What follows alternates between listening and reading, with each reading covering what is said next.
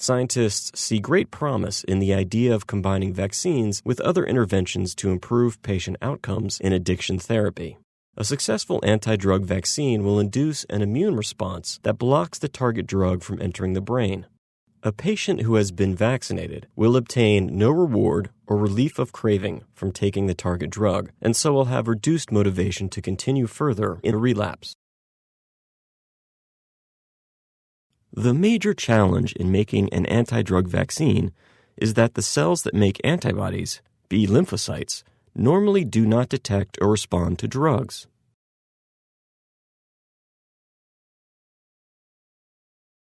To mobilize the B lymphocytes to generate an antibody response to the target drug, vaccine developers combine two components: a modified molecule of the target drug, called a hapten, to provide a template for the formation of anti-drug antibodies, and a carrier protein to stimulate the antibody-forming B lymphocytes.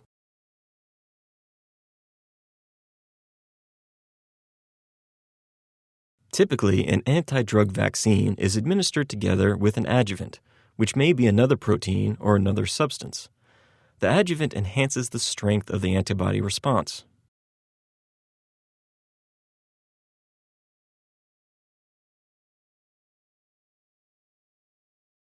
There are billions of B lymphocytes, and each one expresses a different antibody on its surface. Among all these, there is one whose antibody corresponds to the hapten as a lock corresponds to a key. Stimulated by the carrier protein in the vaccine, this B lymphocyte binds to the hapten. This high-affinity binding triggers a change in the B lymphocyte. The B lymphocyte draws the vaccine antibody complex into itself, then transforms into a plasmacyte, which manufactures and releases anti-drug antibody. The plasmacyte rapidly multiplies by cloning, resulting in the release of massive quantities of anti-drug antibody into the bloodstream.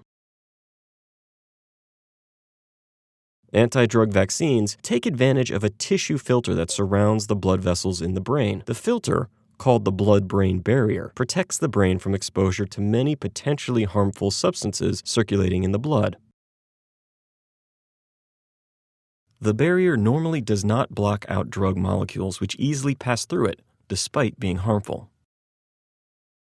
If an individual has been vaccinated, however, the antibodies produced by the vaccine bind to the drug molecules in the bloodstream. The compound drug antibody molecules are too big to go through the blood-brain barrier. Hence, the drug cannot enter the brain and cannot produce psychoactive or addictive effects. An anti-drug vaccine will be clinically useful if the antibody response it induces is sufficiently strong and long-lasting. To prevent the drug from having psychoactive effects, the antibody blood concentration, or titer, must be high enough to intercept all or almost all of the target drug molecules before they reach the blood-brain barrier. To allow booster shots to be given at reasonable intervals, the titer must remain at such a level for weeks, months, or more.